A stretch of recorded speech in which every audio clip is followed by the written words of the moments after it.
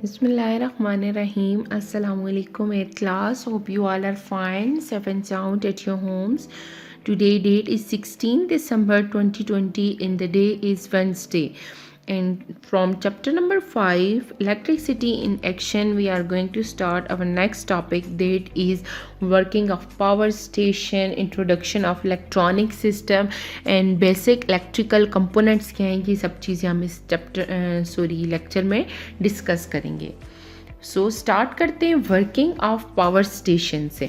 Power station की working क्या है? हम अपने घरों में देखते हैं इलेक्ट्रिसिटी फ्लो कर रही है अप्लाइंसेस में, टीवी के अंदर, कंप्यूटर के अंदर, लैंप के अंदर, और भी बहुत से अप्लाइंसेस हैं, डिफ्रीज़र है, रेफ्रिजरेटर्स के अंदर, एसी के अंदर, इन सब चीज़ों के अंदर इलेक्ट्रिसिटी क्या कर रही है, मूव कर रही है. तो हम ये आज देखेंगे इस लेक्चर के अंदर कि ये एनर्जी जनरेट कहाँ हो रही है, ये इलेक्ट्रिक एनर्जी कैसे बन रही है. क्योंकि हमने इलेक्ट्रिसिटी के सोर्सेज तो बहुत से देख लिए प्रीवियस उसमें लेक्चर में कि इलेक्ट्रिसिटी कहाँ कहाँ स्टोर है. अब हम देखते हैं ये एनर्जी आती कहाँ से, ये जनरेट कहाँ से होती है.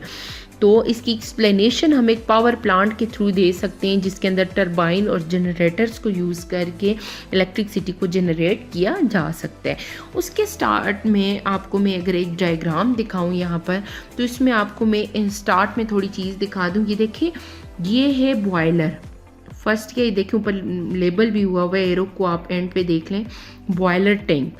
ये बॉयलर टैंक यूज़ होता है for the movement of turbine. ये आगे टरबाइन है व्हील्स की फॉर्म में, वो आगे से अफेक्ट देते हैं जनरेटर को, जिससे इलेक्ट्रिसिटी प्रोड्यूस होती है और ऐसे आगे जाती है ग्रेड स्टेशन के थ्रू, जहाँ जहाँ जाती है घरों तक इस तरह से वायर्स के थ्रू पहुँच जाती है.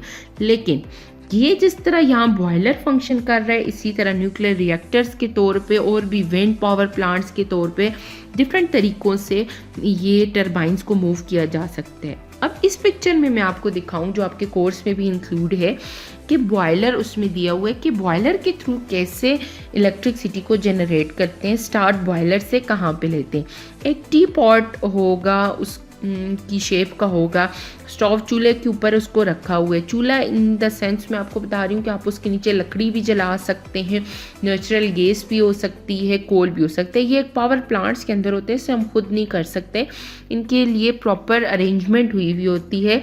जैसे कि मैंने आपको कहा है ना कि पावर प्लांट्स के अंदर ये सब कुछ हो रहा होता है. अब फर्नेस है, उसके ऊपर एक बॉयलर रखा गया है, उसकी कवरेज आप देख सकते हैं कि उसको कवर किया गया है क्योंकि हमने स्टीम को कलेक्ट करना है, जो उसकी भाप बनेगी उसे कलेक्ट करना है. आप देख सकते हैं इसका फर्स्ट स्टेप क्या है कि जब ये हीट प्रोवाइड करेगा वाटर को, देखिए पीछे वाटर का पाइप अटैच हुआ है, आप देख सकते हैं ब्लू कलर में, स्काई ब्लू कलर में ये पानी आ रहा है.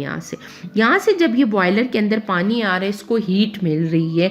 जब हीट इसको मिल रही है तो आप रेड कलर में देख सकते हैं स्टीम को शो किया गया. स्टीम प्रेशर की फॉर्म में कहाँ जा रही है, टरबाइंस के अंदर. कहाँ जा रही है, टरबाइन. टरबाइन क्या होते हैं, एक बिग व्हील्स की तरह होते हैं, इनको वाटर व्हील भी कहा जा सकता है. इन व्हील्स का क्या होता है, ब्लेड्स होते हैं. इसमें आप देख सकते हैं कि इसकी कंस्ट्रक्शन डायग्राम में भी ऐसी की गई है कि आपको क्लियर हो सके. जैसे हमारे फैन के अंदर ब्लेड्स होते हैं ना, इसमें बहुत ज़्यादा ब्लेड्स होते हैं, फैन से ज़्यादा ब्लेड्स होते हैं.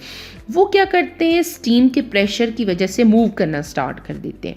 जब वो टरबाइन मूव करना स्टार्ट करते हैं तो उनका इफेक्ट जाकर होता है जनरेटर के ऊपर, क्योंकि जब टरबाइन टर्न करता है तो रोटर टर्न करता है. किस चीज़ का टर्न करता है, जनरेटर का. ये देखें, ये भी लेबल हुआ हुआ है.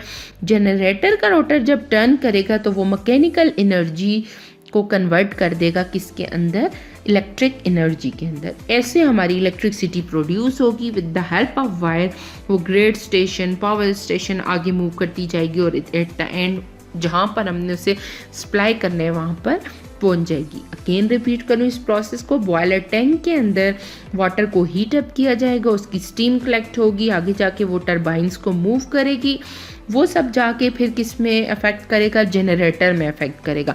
जब जनरेटर के अंदर जो उसका रोटर है वो मूव करेगा, टर्न करेगा, तो क्या होगा, इलेक्ट्रिक करंट जो है वो प्रोड्यूस होगा.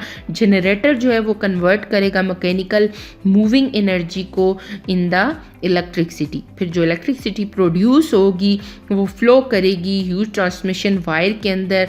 पावर प्लांट्स जो है उसके थ्रू हमारे घरों तक लाइट जिस तरह पहुंचती है, इलेक्ट्रिसिटी जिस तरह पहुंचती है, स्कूल्स के अंदर, डिफरेंट ऑफिसेस के अंदर, वो इस तरीके से पहुंचती है। इस प्रोसेस की आई होप आपको अच्छे से बच्चे समझ आ गई होगी। अब हम देखते हैं what is electronic system.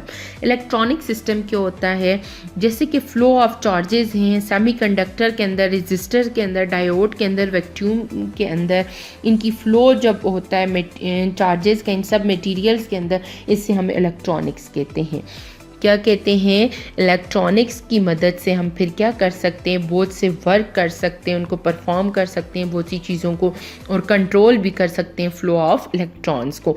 Home appliances हैं जैसे कि टीवी है, सीडी प्लेयर है, डीवीडी प्लेयर है, बहुत सी ऐसी प्रोडक्ट्स हैं इलेक्ट्रॉनिक्स की, उनको हम इलेक्ट्रॉनिक कैलकुलेटर भी हो सकते हैं। ये बहुत कॉमन सी चीज़ें हैं जो देखें एक शॉपकीपर यूज़ करता है अपनी कैलकुलेशन के लिए, लेकिन इलेक्ट्रॉनिक्स के अंदर जो कंप्यूटर है वो एक बहुत बड़ी अचीवमेंट है। क्यों, डेली लाइफ में इसका बहुत बड़ा यूज़ है, और वो क्या है, एक इलेक्ट्रॉनिक सिस्टम है। अब हम बेसिक इलेक्ट्रॉनिक कंपोनेंट्स को वन बाय वन डिटेल में पढ़ेंगे कि कैसे हैं ये जो बहुत से इलेक्ट्रॉनिक कंपोनेंट्स हैं, ये जो कॉमनली यूज़ हो रहे हैं, ये सर्किट के अंदर मतलब सर्किट के अंदर जो डिफरेंट चीज़ें यूज़ हो रही होती हैं, ये कैसे एक पूरी इलेक्ट्रॉनिक बनाती हैं। उसके अंदर बहुत से बिल्डिंग ब्लॉक्स, जैसे हमारी बॉडी का बिल्डिंग ब्लॉक हम सेल को कहते हैं, इस तरह किसी इलेक्ट्रॉनिक के अंदर जो बहुत से बिल्डिंग ब्लॉक होते हैं उनको हम नेक्स्ट वीडियो में इंशाल्लाह डिटेल में डिस्कस करेंगे। होप आपको यहाँ तक समझ आ गई होगी। अभी नेक्स्ट वीडियो में देखें, वहाँ पर मैं बेसिक इलेक्ट्रिक कंपोनेंट्स को डिटेल में डिस्कस करती हूँ।